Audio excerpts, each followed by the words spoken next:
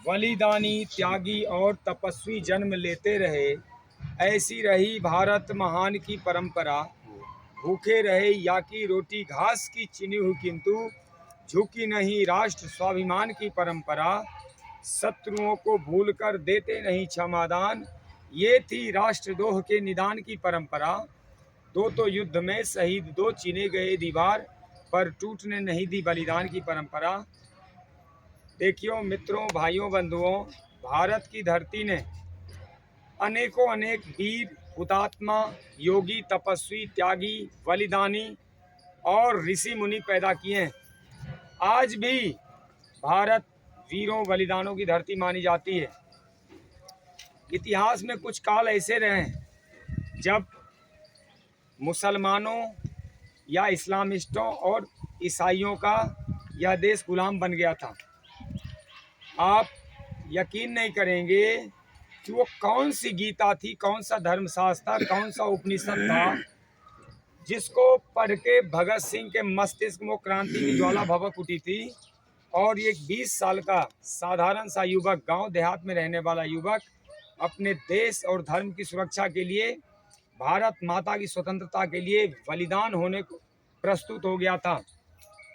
जैसा कि आप सबको विदित है, भगत सिंह जी पंजाब के रहने वाले थे। आज भी इनके परिवार जीवित हैं और भगत सिंह जी ने क्रांति, हिंसा और युद्ध का रास्ता चुना था, जो हमारे सैनिक वीर रास्ता चुनते हैं कि देख लिया 150 सालों की अहिंसा या फिर दया, क्षमा याचना करके भी अंग्रेज इस देश को छोड़ने को तैयार नहीं थे, बल्कि और किसानों पे, गरीबों पे, मजदूरों पे अत्याचार हो रहे थे। देश में तमाम असमानताएं बढ़ रही थी। देश भूखमरी, कंगाली, गरीबी की ओर अग्रसर हो रहा था। इन्होंने देश को जगाने के लिए तमाम क्रांतियां करी, 9 बार जेल गए और इनका साथ दे रहे थे राजवीर, राजगुरु और सुखदेव जी।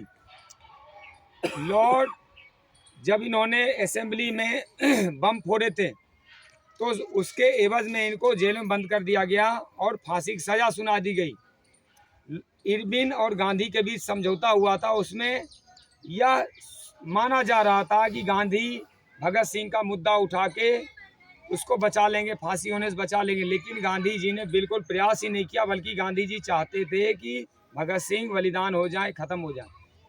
इस प्रकार हमारे अपने ही देश के लोगों ने भगत सिंह को बचाने का प्रयास नहीं किया और as a result Bhagat Singh ji को की फांसी निर्धारित हो गई। पहले ऐसा बोला गया कि 30 मार्च के बाद फांसी दी गई थी, फिर 24 मार्च का डेट तय किया गया और जब देखा गया कि इससे बवाल हो सकता है, क्रांति हो सकती है, तो 23 मार्च की शाम को हुई, यानी शाम को 7:30 बजे, 7:35 में भगत सिंह जी साथ में राजगुरु और गुरुदेव सुखदेव जी महाराज को फांसी दे दी गई। इम्पोर्टेंट बात हमें सीखने की यह है कि एक युवा सा बच्चा जिसके आंखों में तमाम सपने होते हैं, जॉब के, बिजनेस के, अपने अच्छी ज़िंदगी के, शादी विवाह करने के, धन कमाने के, तमाम सारे सपने और आकांक्षाएं होती है, लेकिन उस उम्र में भगत सिंह जी, राजगुरु और सुखदेव जी ने बलिदान और त्याग का रास्ता चुना।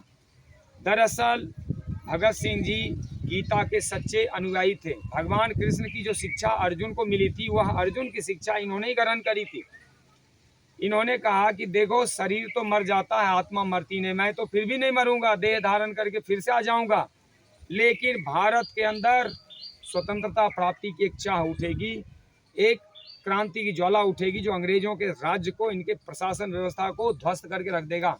अगर हमने बलिदान नहीं दिया, हम तीनों ने आज त्याग नहीं किया, तो कल को भारत माता आज़ादी नहीं हो पाएंगी। और ऐसे युवा बलिदानी जिन्होंने भारत माता के लिए, एक नहीं 7.5 लाख ऐसे युवा बलिदानी थे जिनका तो नाम ही नहीं जानते, इतिहास से मिटा दिया गया। जो सरकारें रही आज़ादी के बाद, जो सरकार बनी, सबको पता है, इतिहास ही बदल दिया। हमें पता ही नहीं चलने दिया कि कौन देश के लिए क्या क्या किया था। देश को जातिवाद के रूप में बांटा गया, देश को मजहब के बेस पे तोड़ा गया और देश पे राज किया गया हमको बांट के। भगत सिंह जी का सपना था समानता। हम आज भी उस सपने को पूरा नहीं कर पाए। देश में आज भी असमानताएं हैं। देखिए, अवसर तो हमारे पास अब आ गए हैं, लेकिन अभी देश ने वो ऊंचाई प्राप्त नहीं करी। हमारे पास आर्थिक असमानताएं हैं, हमारे पास सांस्कृतिक असमानताएं भी है देश के रिमोट एरिया में। अब हमारी जिम्मेदारी है कि हम उन सपनों को पूरा करें। आने वाला जो 27 वर्ष है, ये आज़ादी का जब 100वां वर्ष मनाया जाएगा, हम सब चाहते हैं कि देश भगत सिंह के सपनों को उस समय तक पूरा कर ले। देश में आर्थिक उन्नति हो, देश में सांस्कृतिक वैभव हो, देश अपने उन गौरवों को, उस सम्मान को, उस विश्व गुरु के पद को पहुँचे, ताकि हम विश्व को लीड कर सकें और अपने लोगों को एकजुट करके, जहाँ पे कोई जाति का भेद ना हो, पंथ, मजहब, वर्ग, संप्रदाय आदि आदि का भेद ना हो, और एक साथ हम आगे बढ़ें। ये अब मैं समापन करता हूँ। पुनः सच्चे हृदय से दोनों हाथ जोड़ के वीर भगत सिंह, वीर सुखदेव और वीर राजगुरु जी को प्रणाम करते हैं। इनके बलिदानों के कारण हम सब आज जीवित भी हैं और स्वतंत्र हवा में सांस ले पा रहे हैं, अपने अपने मर्जी का जीवन जी पा रहे हैं।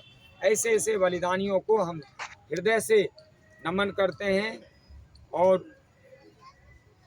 एक कोटेशन कहता हूँ कि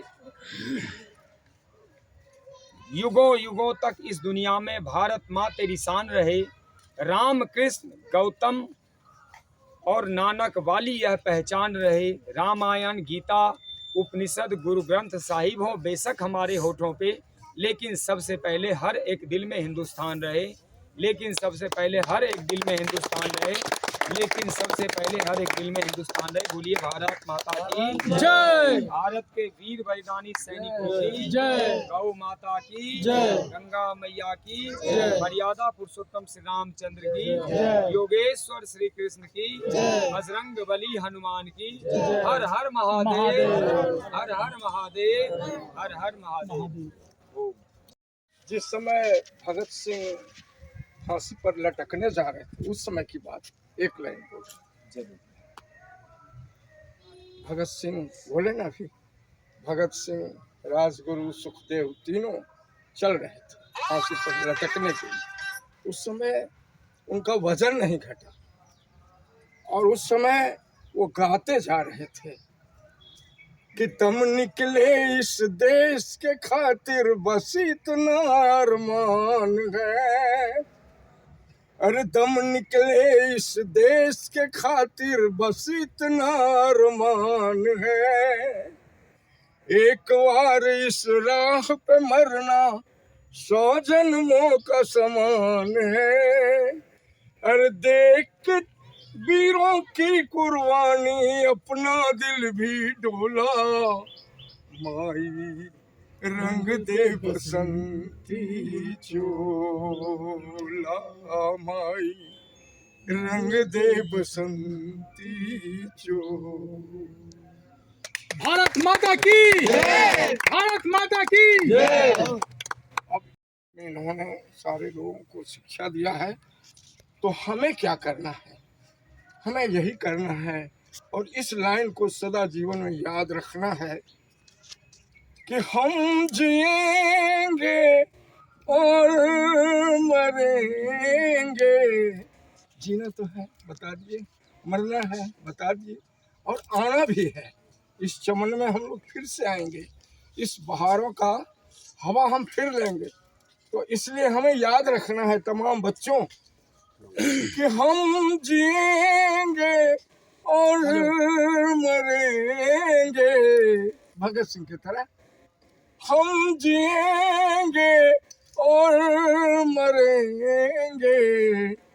है वतन तेरे लिए दिल दिया है, जान भी देंगे। वतन, वतन, वतन तेरे लिए। भारत माता की जय। राजगुरु जी की इनकलाब जिंदाबाद। इनकलाब जिंदाबाद। वंदे मातरम। वंदे मातरम। वंदे मातरम। हर हर महादेव।